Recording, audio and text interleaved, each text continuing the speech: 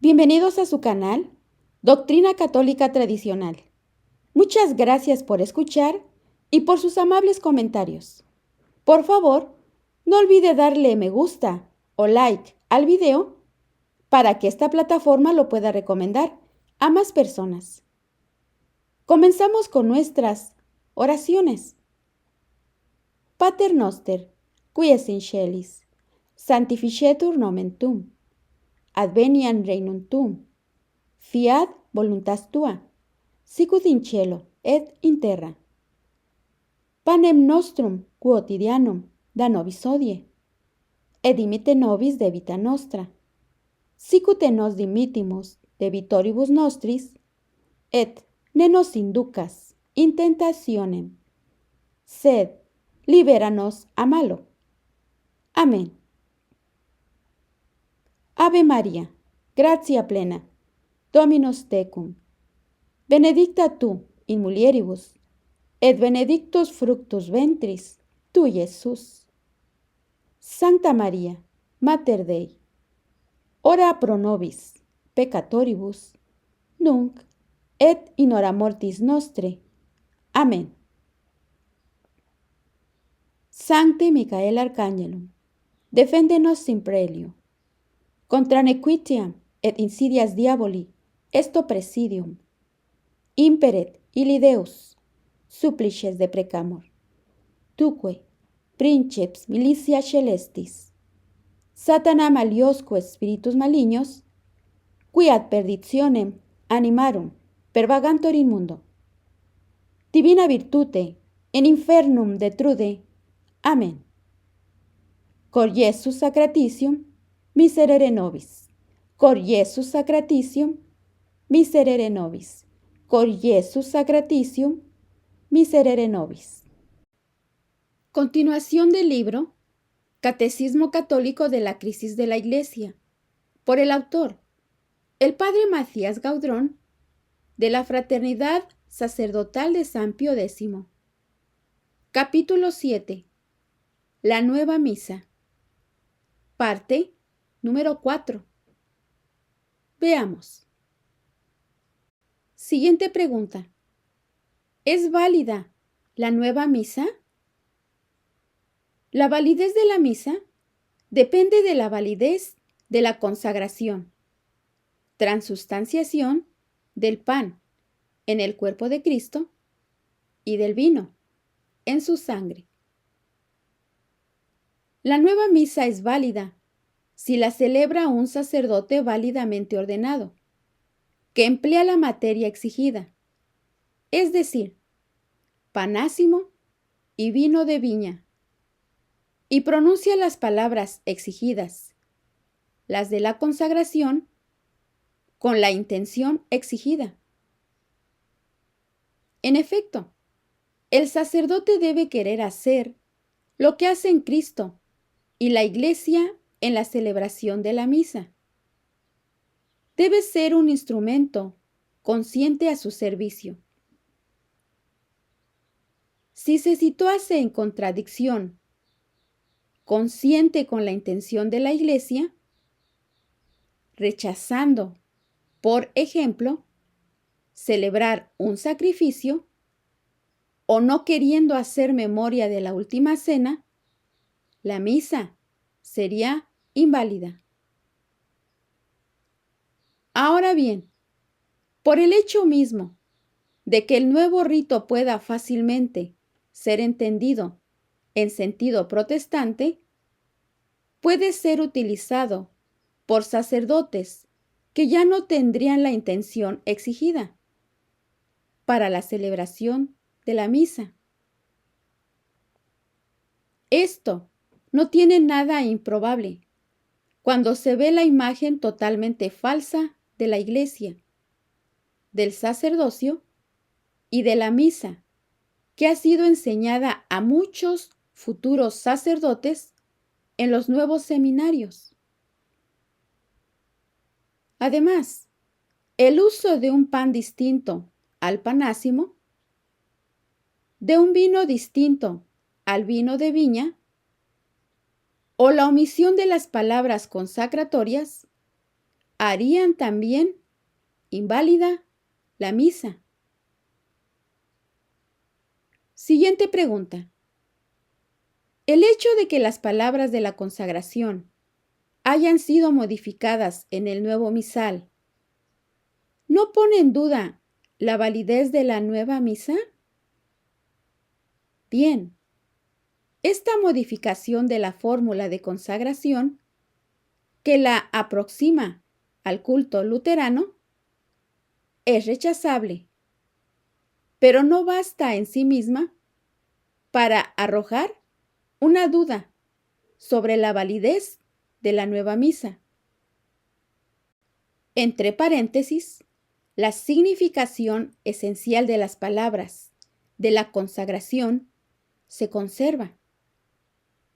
Sin embargo, ciertas traducciones plantean un problema especial. Siguiente pregunta. ¿Podrían cuestionar la validez de la misa algunas traducciones de la forma de la consagración? El problema proviene del hecho de que en muchos países las palabras de la consagración del vino fueron mal traducidas. El texto latino dice: mi sangre, que es derramada por vosotros y por muchos, pro multis. El francés ha adoptado una traducción ambigua: por vosotros y por la multitud. Pero muchas lenguas, en particular el inglés, han adoptado una traducción claramente falsa: mi sangre, que es derramada por vosotros y por todos, for all. Y es que esta traducción modifica el sentido del texto. No se encuentran las palabras por todos, ni en los relatos de la institución de la Eucaristía en las Sagradas Escrituras, ni en las palabras consacratorias de ninguna liturgia tradicional. ¿No es cierto que Jesucristo vertió su sangre por todos los hombres? Es muy cierto que Cristo vertió su sangre por todos y que por ello todos los hombres tienen la posibilidad de obtener la salvación. La salvación se propone a todos. Pero en la misa se trata de la nueva alianza. Entre paréntesis, este es el cáliz de mi sangre, sangre de la alianza nueva y eterna. Y a esta alianza no pertenecen todos los hombres, sino solo muchos, a saber, quienes se salvan. En la misa no se habla de ofrecer la salvación, sino de obtenerla de manera efectiva. ¿Tiene consecuencias esta falsa traducción? Es evidente que esta falsa traducción está ligada a la teoría moderna de la salvación universal, que ningún hombre se condena. Esta mala traducción, que es un error de hecho, favorece una verdadera herejía. ¿Hace inválida la misa esta falsa traducción? No está claro que esta falsa traducción haga inválida la traducción, siempre que el sacerdote entienda el por todos en un sentido que no vaya contra la fe, a saber, que la salvación se propone a todos. Pero hace al menos dudosa esta validez, sobre todo si el sacerdote entiende la fórmula en el sentido herético de que todos los hombres se salvan, aunque no acepten a Jesucristo como el único camino, verdad y vida. Siguiente pregunta. ¿No es dar mucha importancia a un pequeño error de traducción? No se trata de un pequeño error de traducción, sino de una modificación voluntaria, a la cual los mismos innovadores o modernistas conceden mucha importancia. En Hungría, por ejemplo, los misales tenían todavía, hace algunos años, la traducción por muchos. Tras abrirse las fronteras, se editaron nuevos misales en los que se encuentra ahora la fórmula por todos. Si los innovadores se empeñan tanto en una sola palabra, es porque le otorgan importancia. Siguiente pregunta. ¿Hay otros signos de la importancia que los innovadores conceden a la situación de la expresión por muchos, por la expresión por todos? Un signo de la importancia que los innovadores otorgan a esta fórmula errónea es que tras haber intentado imponerla mediante malas traducciones, han llegado a falsificar el mismo texto latino. El texto latino de la Nueva Misa incluye, en efecto, todavía la fórmula pro multis, por muchos. Ahora bien, esta fórmula fue reemplazada por la fórmula pro omnibus, por todos, en el texto latino de la encíclica Ecclesia de Eucaristía de Juan Pablo II, el 17 de abril del año 2003. Número 2. Tal como lo difundió la sala de prensa de la Santa Sede y la página web del Vaticano. ¿No suscitó protestas esta falsificación? Esta falsificación suscitó tales protestas que finalmente la versión oficial, la que se publica en las actas apostólicas de la sede, fue corregida e incluye la expresión pro multis. Pero el episodio sigue siendo significativo. Los partidarios de la salvación universal quieren plegar la liturgia a su herejía. Ya lo consiguieron parcialmente con la nueva misa de 1969, que ha suprimido o atenuado las menciones al infierno y prosiguen sus esfuerzos.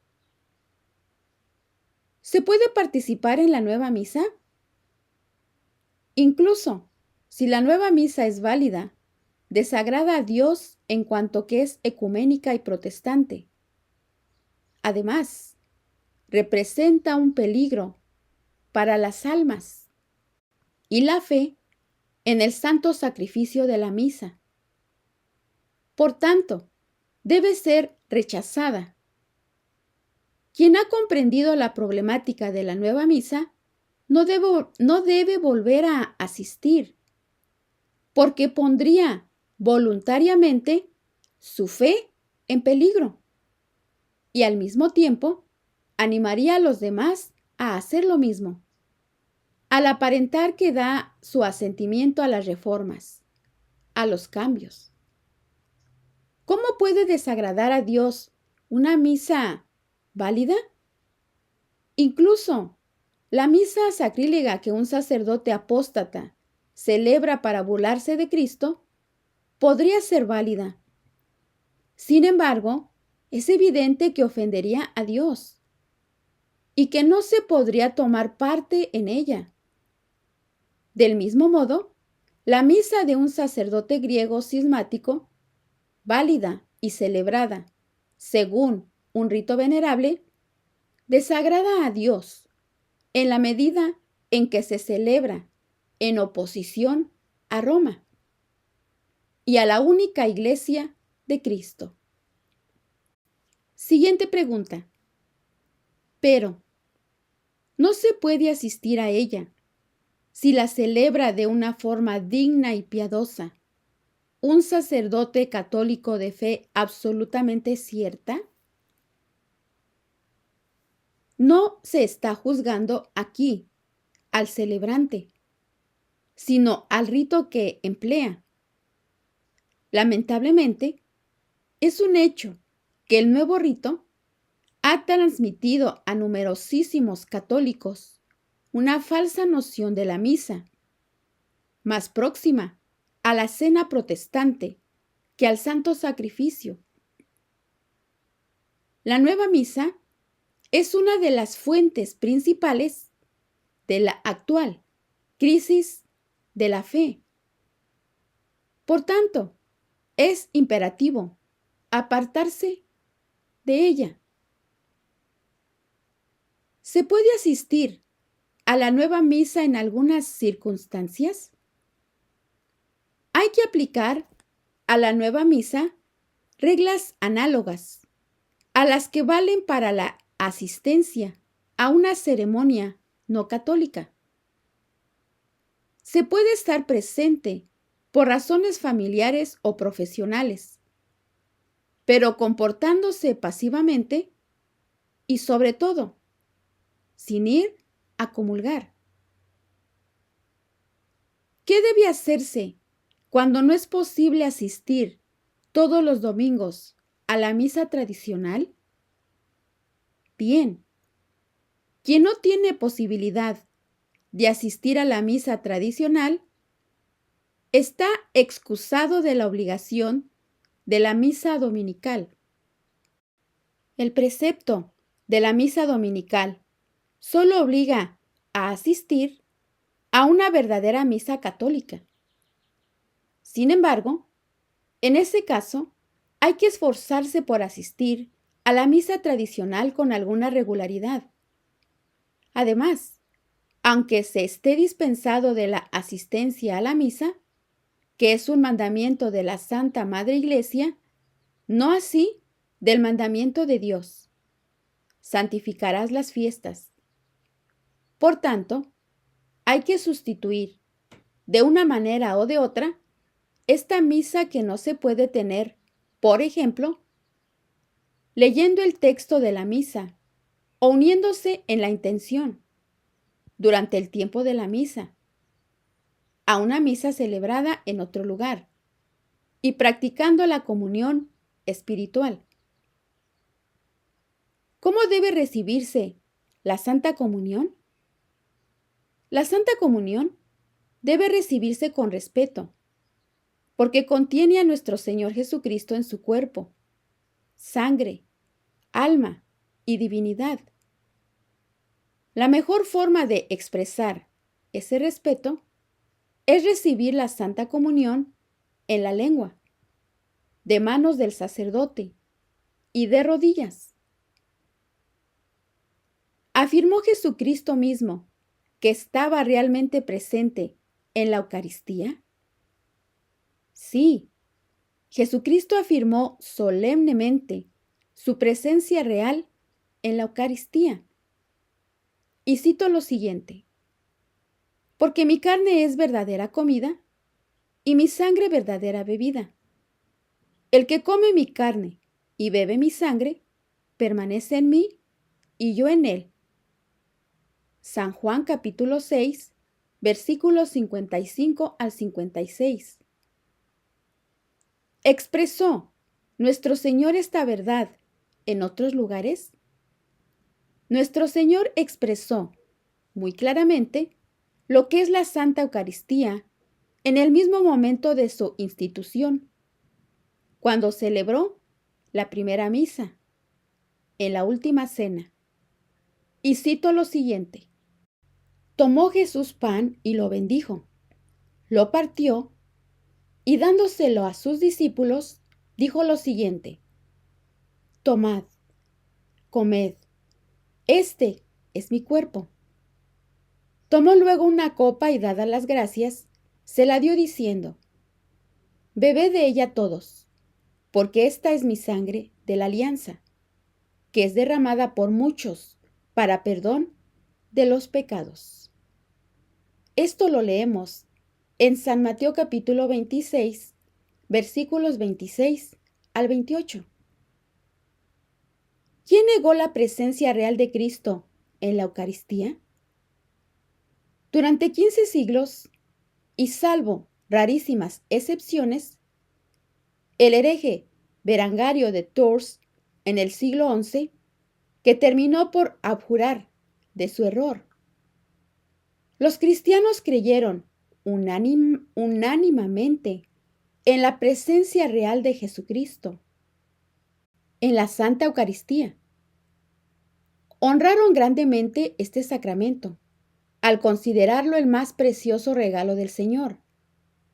Solamente en el siglo XVI, los protagonistas de la revuelta protestante consiguieron arrastrar a las masas a rechazar la fe en la Eucaristía. Siguiente pregunta. ¿La comunión en la mano es una forma digna de comulgar? Bien. Tal como se practica hoy, la comunión en la mano no respeta a nuestro Señor Jesucristo realmente presente en la sagrada forma. Contradice la fe en la presencia real y por tanto debe ser rechazada. Además, jamás ha existido en la Iglesia bajo esta forma. La distribución de la comunión en la mano ¿no era corriente en la Iglesia primitiva? En algunas partes de la Iglesia primitiva, la Santa Comunión se distribuía en la mano, pero de una forma totalmente distinta a como se hace hoy. El comulgante se inclinaba para recibirla, y al menos en algunas regiones, debía tener la mano cubierta por un velo. El sacerdote depositaba la hostia en la mano derecha y el fiel se la llevaba a la boca sin tocarla con la otra mano. ¿Son verdaderamente importantes estas diferencias de detalle? Estas diferencias manifiestan un estado de espíritu totalmente distinto al que prevalece actualmente.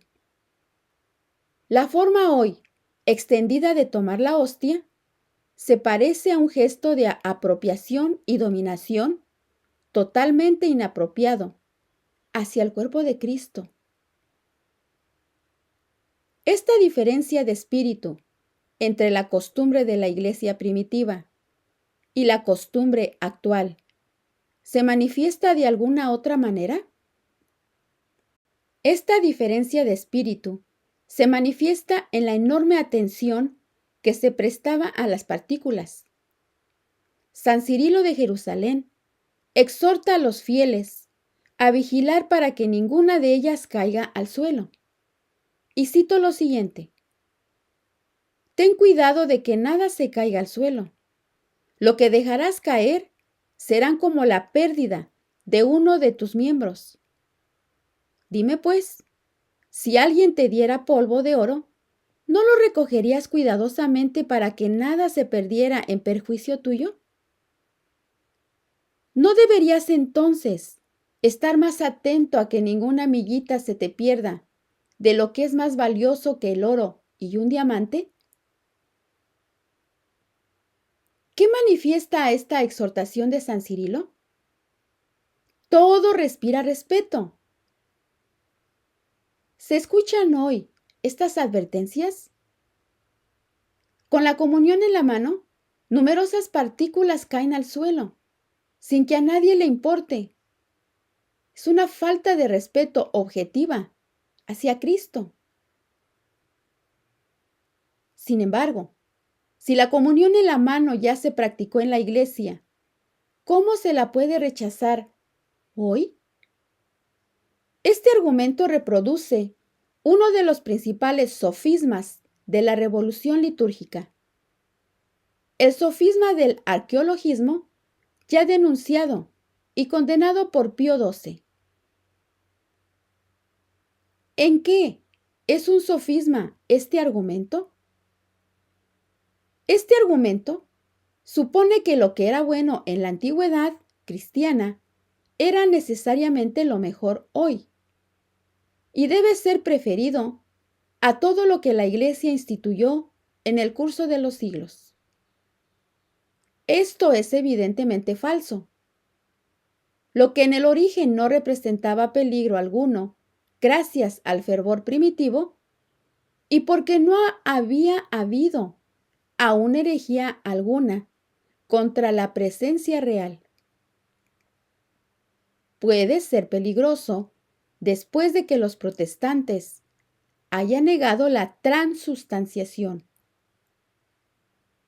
Además, el amor es creativo y el desarrollo progresivo es la ley de la vida de las criaturas. Por tanto, es normal que la Iglesia desarrollase, con el tiempo, la expresión de su fe y de su respeto hacia el Santo Sacramento. Volver a las costumbres, entre paréntesis, materiales, de la Iglesia primitiva, traiciona en realidad su espíritu, porque rechaza el desarrollo que llevaba en germen y que ella misma impulsó. Siguiente pregunta. ¿No se puede decir que rechazar hoy la comunión en la mano es rechazar también el impulso y el desarrollo progresivo del que la Iglesia es portadora? Un cambio no puede considerarse progreso sino por relación a los criterios de la evolución. La proliferación anárquica de células es un organismo vivo. Supone un cierto progreso, sí, pero del cáncer, no de la vida. Ahora bien, se trata aquí de manifestar la fe y el respeto hacia nuestro Señor. Por tanto, es evidente que la comunión en la mano no constituye un progreso, sino un retroceso. Además, esta práctica se introdujo de forma revolucionaria y subversiva en el seno de la Iglesia. ¿Por qué dice que la comunión en la mano se introdujo en la Iglesia de forma revolucionaria y subversiva?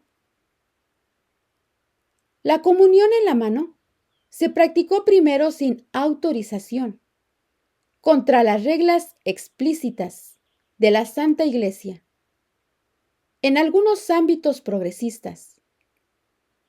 El 29 de mayo de 1969, la Instrucción Memoriale Domini tomaba nota de estas desobediencias y recordaba con detalle todas las ventajas de la comunión en la boca. Señala que una encuesta a los obispos de rito latino manifestaba una abrumadora mayoría de los que se oponían a la introducción de la comunión en la mano. Concluía que la costumbre tradicional debía mantenerse y exhortaba a los obispos, sacerdotes y fieles a respetarla escrupulosamente. ¿Cómo pudo difundirse la comunión en la mano tras haber sido condenada así? La comunión en la mano se difundió porque este texto, redactado en nombre de Pablo VI por el cardenal Gut y el inevitable Annibale Bugnini, era liberal. Tras haber expuesto todas las razones que exigían el mantenimiento de la costumbre tradicional y tras haber firmado que el Papa quería mantenerla, terminaba permitiendo hacer lo contrario. Cuando la cuestión parecía regulada por todo lo presente, el texto añadía que, allí donde el hábito de comulgar en la mano había sido ya adoptado, es decir, allí donde se había desobedecido. Las conferencias episcopales podían, si los fieles lo pedían, y bajo ciertas condiciones, autorizar esta nueva práctica. Siguiente pregunta. ¿Cuáles fueron las consecuencias de esta instrucción Memoriale Domini? La instrucción Memoriale Domini autorizaba, de hecho, la comunión en la mano, aunque afirmaba prohibirla. En Europa Occidental y en América del Norte, las consecuencias fueron inmediatas.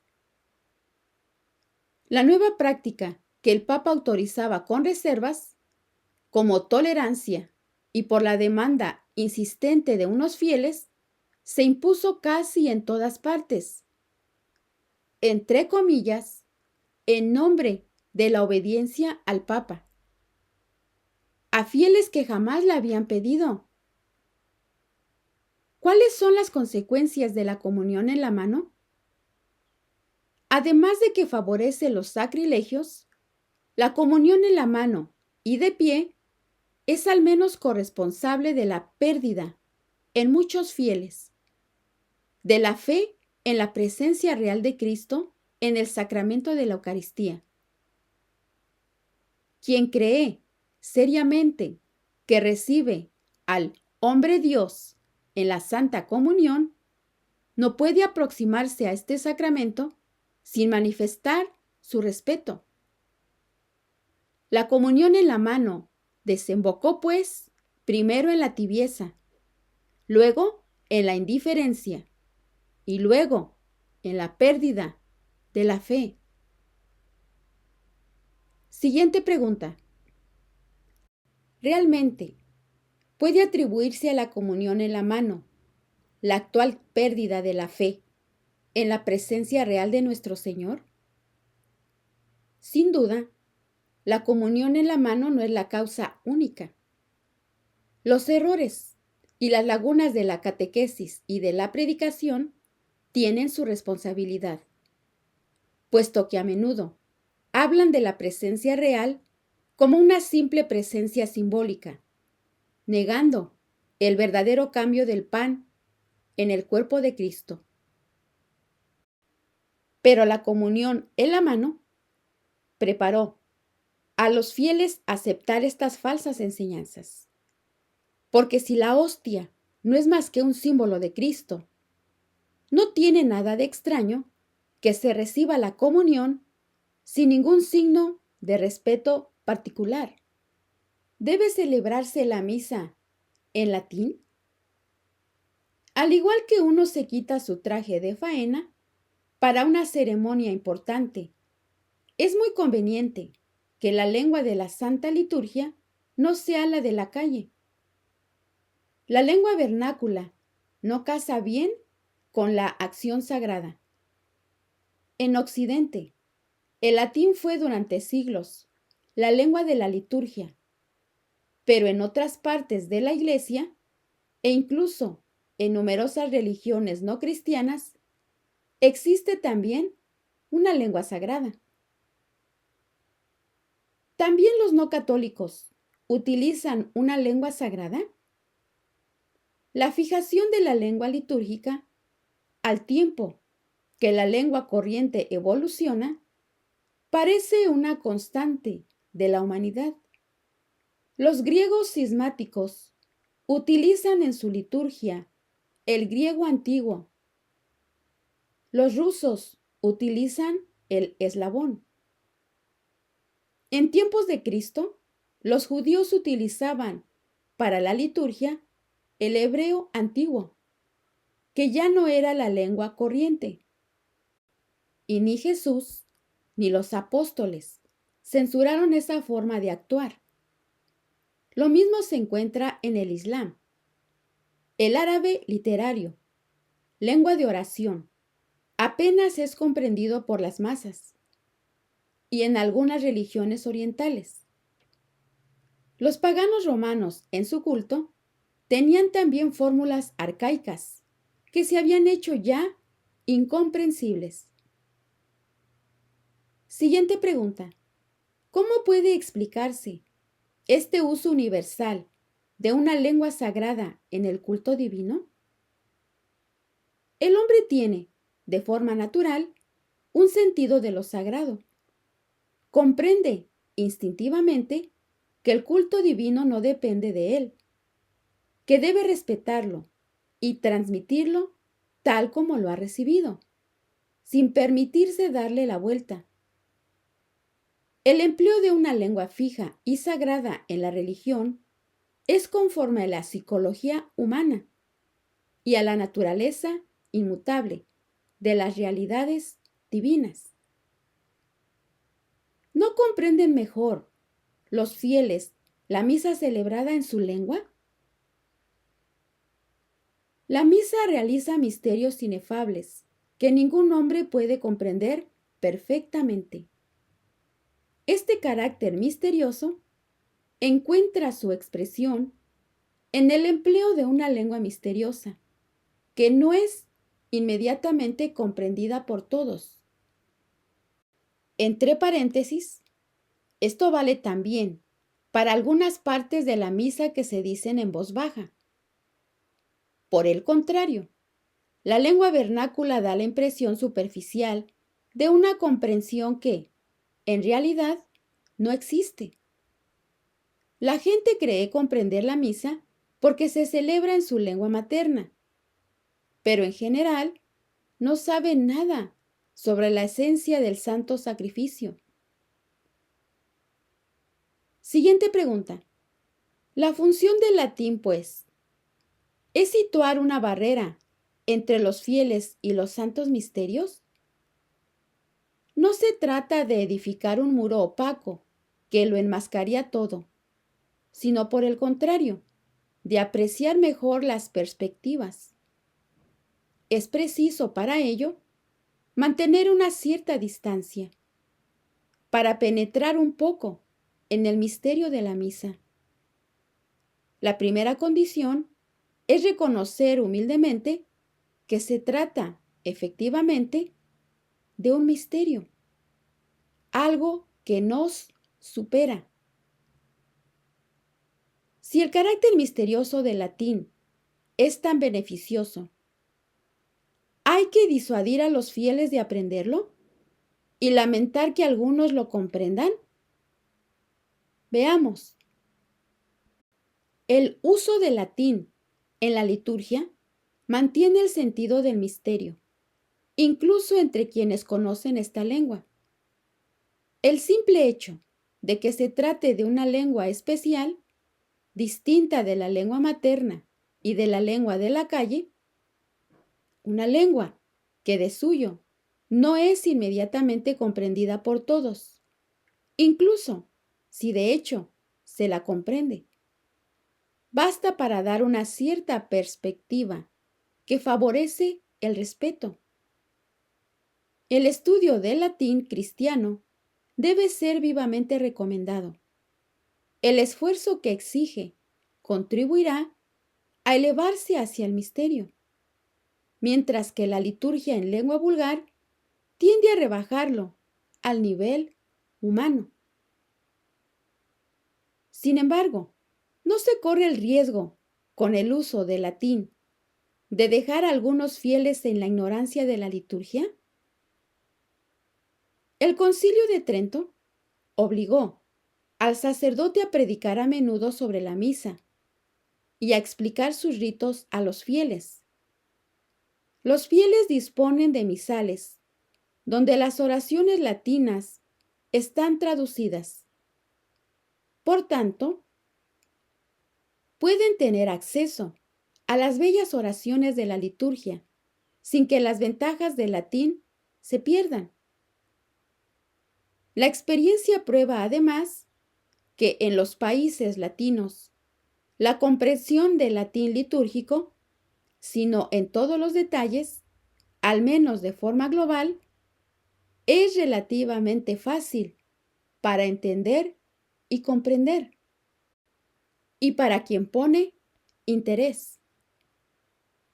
El esfuerzo de atención que exige favorecerá la verdadera participación de los fieles en la liturgia, la de la inteligencia y la de la voluntad, mientras que con la lengua vernácula se corre el riesgo, por el contrario, de animar a la pereza. Siguiente pregunta.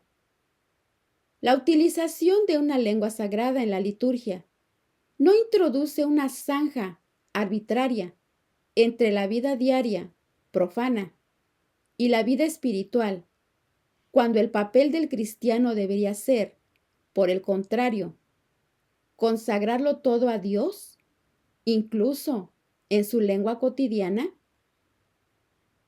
Bien, para vivir del espíritu de oración en todas las actividades, hay que saber, en algunos momentos, dejar esas actividades para consagrarse solo a la oración.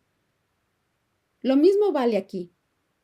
Utilizar, en algunos momentos, una lengua sagrada para tomar mejor conciencia de la trascendencia de Dios será una ayuda y no un impedimento a la oración de cada instante.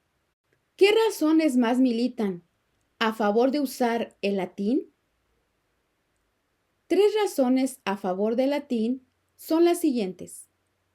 Primero, su inmutabilidad, o al menos su gran estabilidad.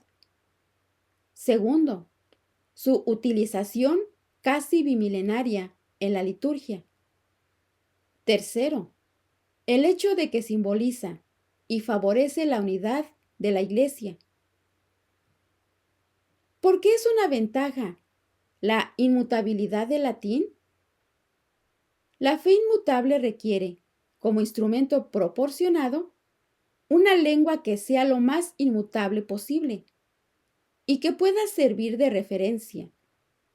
Pues bien, el latín, que ya no es una lengua de uso, ya no cambia, o casi nada. En una lengua corriente, por el contrario, las palabras pueden sufrir con bastante rapidez cambios notables de significación o de sentido. Pueden tener una connotación peyorativa o ridícula que no tenía antes. El uso de tal lengua puede arrastrar fácilmente a errores o ambigüedades, mientras que el uso del latín preserva a la vez la dignidad y la ortodoxia de la liturgia. Siguiente pregunta. ¿En qué es una ventaja el uso casi bimilenario de la lengua latina en la liturgia? Empleada en la liturgia durante casi 2000 años, la lengua latina ha sido en cierto modo santificada. Es reconfortante poder rezar con las mismas palabras que nuestros antepasados y que todos los sacerdotes y monjes desde hace siglos. Sentimos de forma concreta la continuidad de la Iglesia a través del tiempo y unimos nuestra oración a la suya. El tiempo y la eternidad se reúnen. ¿Cómo simboliza el latín la unidad de la Iglesia? El latín no manifiesta solo la unidad de la Iglesia a través del tiempo, sino también a través del espacio. Al favorecer la unión con Roma, preservó a Polonia del cisma eslavo, por ejemplo. Une también a todas las naciones cristianas entre ellas. Antes del concilio, la misa de rito romano se celebraba en todas partes en la misma lengua. Los fieles encontraban en los 5 continentes la misa de su parroquia. Hoy, esta imagen de unidad se ha roto. Ya no existe unidad alguna en la liturgia, ni en la lengua, ni en los ritos. Hasta el punto de que a quien asiste a una misa celebrada en una lengua que no conoce, le cuesta incluso diferenciar las partes principales. ¿Cómo puede resumirse la utilidad del latín? Nuestra Iglesia es una, santa, católica y apostólica. La lengua latina contribuye, a su modo, a cada una de estas características. Por su genio propio, lengua imperial; por su carácter hierático, lengua muerta; y sobre todo, por la consagración que recibe, junto con el hebreo y el griego, sobre el titulum de la cruz. Sirve excelentemente para la santidad de la liturgia, por su uso universal y supranacional. No es la lengua de ningún pueblo. Manifiesta la catolicidad, por su vínculo vivo con la Roma de San Pedro, y con tantos padres y doctores de la Iglesia, que fueron a la vez eco de los apóstoles y artesanos del latín litúrgico. No solamente forjaron sus oraciones, himnos y responsos, sino el latín cristiano mismo, que es, en muchos aspectos, una completa renovación del latín clásico. Es garantía de su apostolicidad, por su empleo oficial. Por último, que la convierte en lengua de referencia tanto del magisterio como del derecho canónico o de la liturgia, concurre eficazmente a la triple unidad de la Iglesia: unidad de fe, unidad de gobierno y unidad de culto.